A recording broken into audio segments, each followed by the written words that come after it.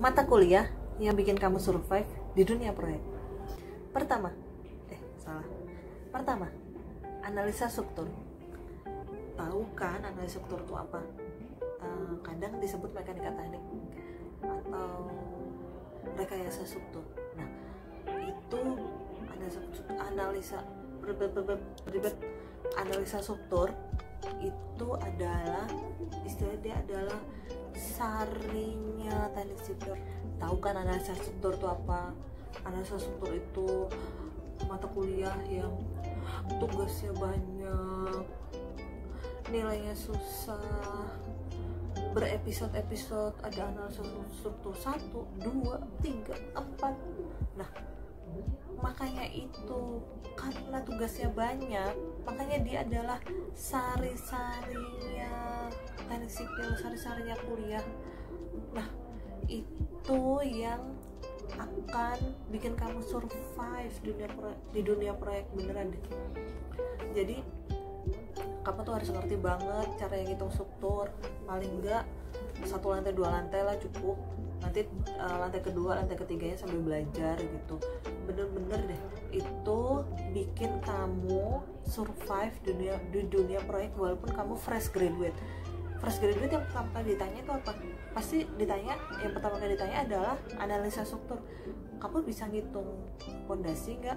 Bisa ngitung beton nggak? Bisa ngitung bangunan nggak? Berapa lantai? 3 lantai, 4 lantai, 5 lantai gitu.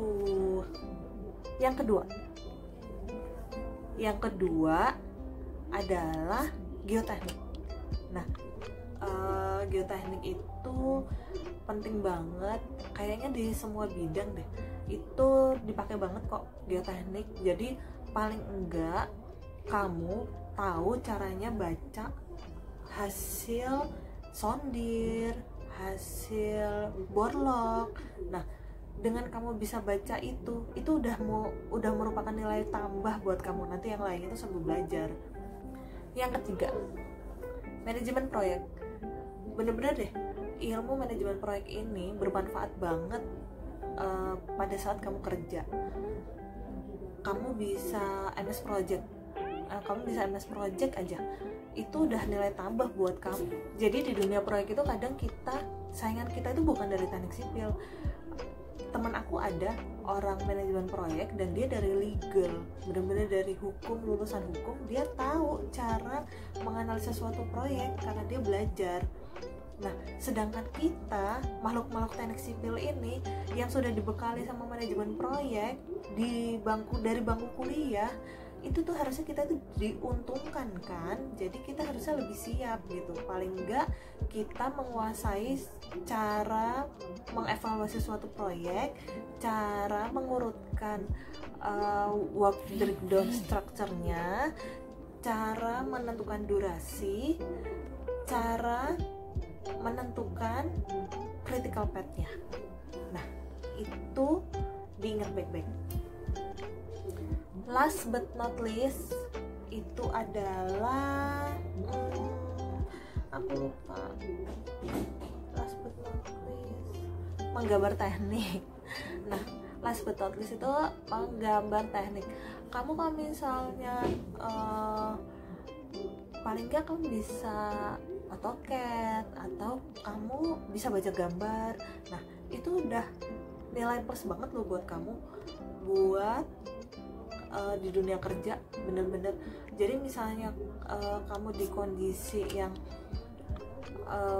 di proyek yang tanpa drafter gitu, bisa proyek kecil gitu, itu kamu bisa gambar sendiri, atau kamu bisa ambil side job jadi tukang gambar rumah, yang sering aku lakuin juga.